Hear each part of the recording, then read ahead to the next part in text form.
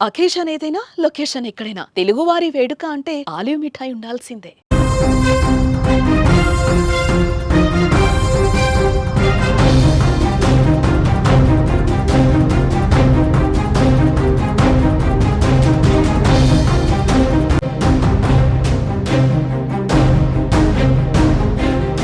యుద్ధం ముగిసింది. సరిహద్దులో ఉద్రిక్తత పరిస్థితులు తగ్గాయి. కానీ సరిహద్దు వెంబడి ఉన్న గ్రామ ప్రజల్లో భయం పోలేదు. ముఖ్యంగా జమ్మూ కాశ్మీర్లో సాధారణ పరిస్థితులు కనిపించడం లేదు. ఇళ్లకు రావడానికి ప్రజలు భయపడుతున్నారు. దీనికి కారణం పాకిస్తాన్ చేసిన కుట్రలు. అవును, భారత సైన్యంతో పోటీ పడలేక సామాన్యులను పాకిస్తాన్ టార్గెట్ చేసింది. ఎల్ఓసి వెంబడి ఉన్న పూంచ్, రాజౌరి జిల్లాల్లోని గ్రామాల్లోకి తూటాలను పంపింది. ఆ గ్రామాల్లో ఇంకా చాలా పేలని గుండ్లు పడి ఉండడంతో ఆందోళన వ్యక్తమవుతోంది. ప్రస్తుతం వాటిని గుర్తించి భద్రతా దళాలు నిర్వీర్యం చేస్తున్నాయి.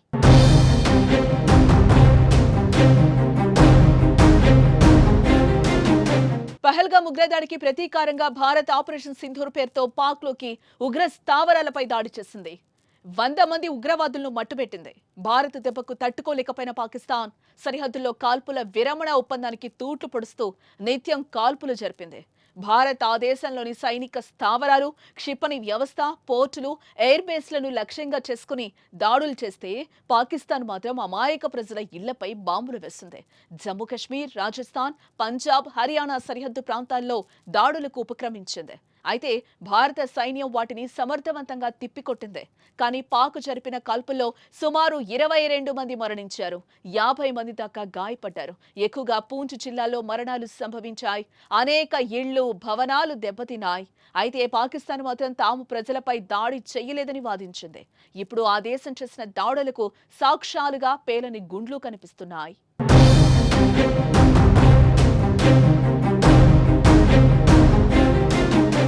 అమెరికా మధ్యవర్తిత్వంతో భారతదేశం మరియు పాకిస్తాన్ మధ్య కాల్పుల విరమణ తర్వాత నియంత్రణ రేఖ నివాసితులు తిరిగి రావాలని ఆరాటపడుతున్నారు. మరికొందరు తిరిగి రావటం ప్రారంభించారు. అయితే కాల్పుల కారణంగా అనేక పేలని షెల్స్ కనిపిస్తూ ఉండడంతో అంతా ఆందోళనకు గురవుతున్నారు. ఇప్పటికే చాలా షెల్స్ భద్రతా బలగాలు నాశనం చేశాయి. సోమవారం నుంచి రాజౌరి జిల్లాలో ఈ ఆపరేషన్ చేపట్టి చెల్లాచెదురుగా పడి ఉన్న షెల్స్ ను కనుగొంటున్నారు.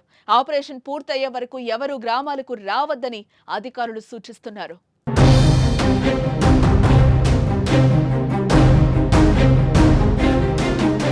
భారత్ పాక్ యుద్ధం జరగొచ్చని ఆందోళనతో ముందే సరిహద్దు గ్రామ ప్రజలు సురక్షిత ప్రాంతాలకు వెళ్లిపోయారు. చాలా మంది భూగర్భ బంకర్లను నిర్మించుకున్నారు. దీంతో ప్రాణ నష్టం కొంతమేర తగ్గింది. గతంలోనూ భారత్ పాక్ యుద్ధాలు జరిగాయి. అప్పట్లోనే జమ్మూ కాశ్మీర్లో వందలాది కుటుంబాలు బంకర్లను నిర్మించుకున్నాయి. యుద్ధ సమయాల్లో రక్షణ కోసం వాటిని సిద్ధంగా ఉంచుకున్నాయి. ఇప్పుడు అవి బాగా ఉపయోగపడ్డాయి. ఏదేమైనా సాధారణ పౌరుల ప్రాణాలను పాక్ తీయటం అత్యంత దుర్మార్గం.